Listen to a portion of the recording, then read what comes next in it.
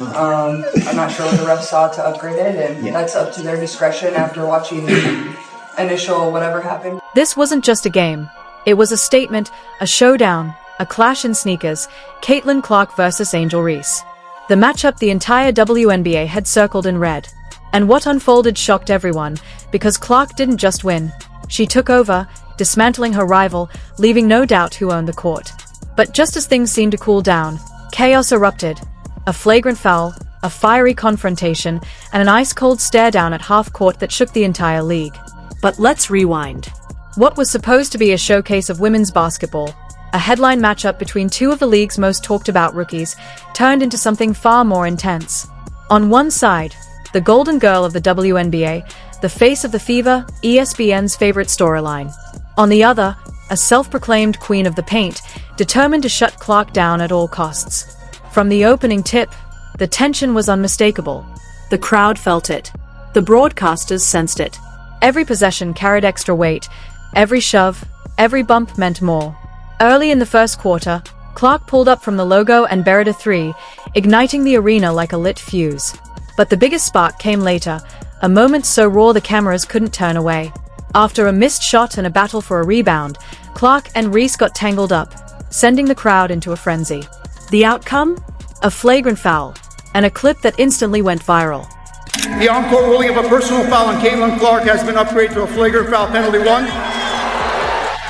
And here's the question fans are still arguing about. Did Angel Reese go too far? But here's the twist. While the spotlight was locked on the chaos, Caitlin Clark was quietly rewriting the record books. She dropped her first ever WNBA triple-double, 10 assists, 10 rebounds, and plenty of points to bury the opposition. While Reese sparked, flexed, and tried to rattle her, Clark simply orchestrated, scored, and lifted her team to a jaw-dropping 35-point blowout. Now, the media is split. Some say Reese got exposed.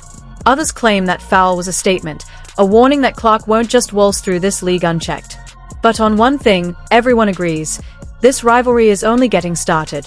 So if you thought this was just another regular season matchup, think again.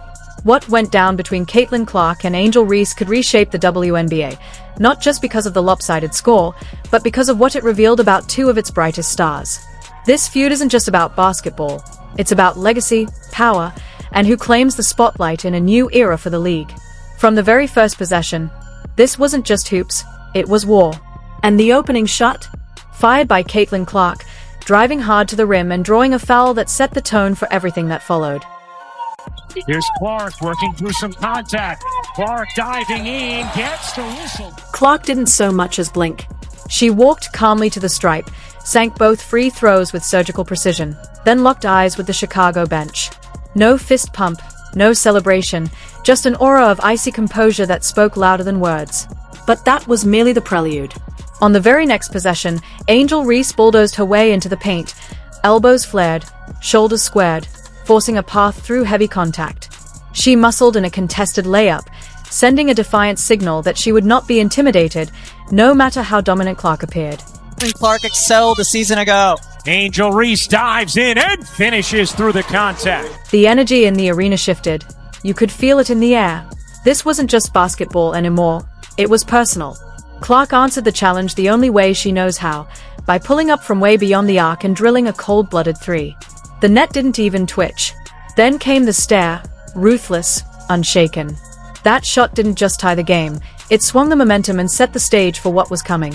From there, the battle stopped being about X's and O's. It became a duel of wills. Kelsey Mitchell jumped into the fray, knocking down contested jumpers to keep the fire burning. But no matter who else scored, the spotlight always circled back to Clark and Reese.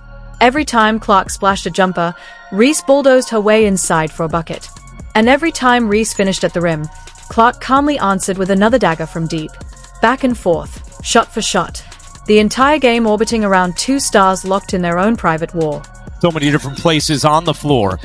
Clark, little mid-range, is good. Then, in the second half, something broke loose. A rebound shot high off the rim, and both Clark and Reese went up after it, arms tangled, hands clawing for control.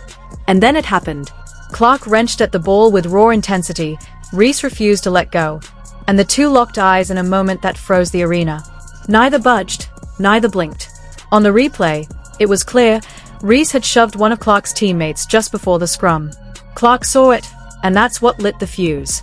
The clash wasn't just about a rebound anymore, it was personal, and the crowd felt the eruption instantly. Please don't forget to like the video and subscribe my channel for more awesome content. Thanks. That Angel took exception to. So initially, Angel pushes Natasha Howard. Caitlin Clark points out the no call. Then she applies a hard foul on Reese. Reese gets up right away to get in the face of Clark. This wasn't an overreaction. It was payback. Clark stood up for her teammate the only way she knows how, with grit, fire, and zero hesitation. The refs hit Reese with a flagrant one, and instantly the internet split down the middle. Some called it a flop, others praised Clark's toughness, but no one could deny the electricity that moment injected into the game. And through the chaos, Clark never lost focus. She buried another deep three, dropped dime after dime, and commanded the offense with a composure most rookies could only dream of. On the other end, Reese's frustration started to show. Her body language shifted, she missed easy looks near the rim, and her arguments with the refs only grew louder. Phantom flicks it ahead. Reese goes in. With every bucket Clark scored, the scoreboard gap stretched wider. But this was about more than points, it was about control. Clark had it, Reese didn't.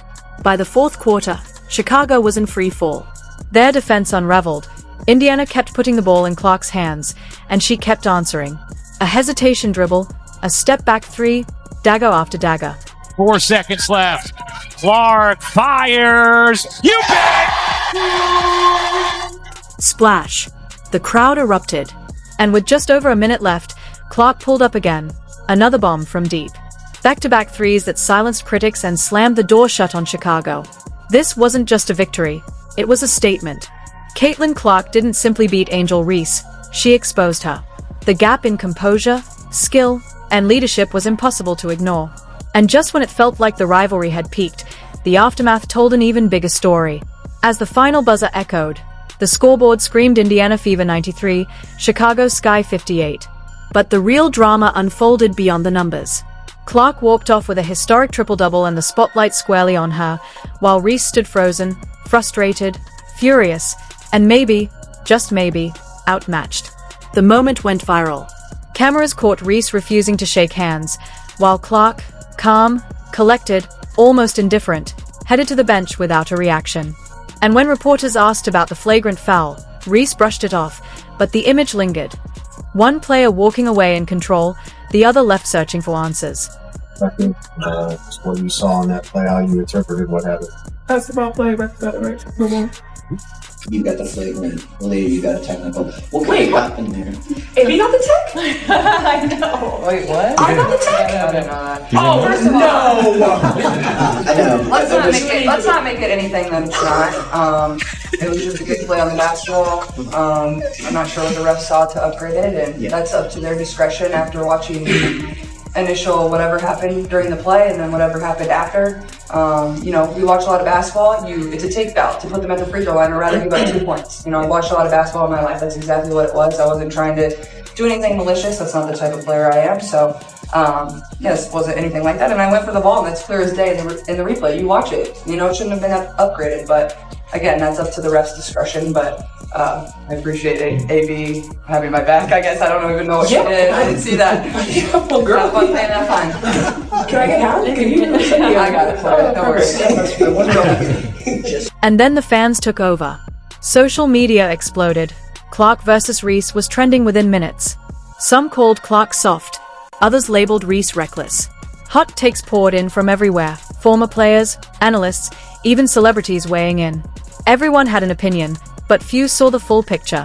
Because here's what most people missed. On that rebound scuffle, the replay showed something subtle but critical.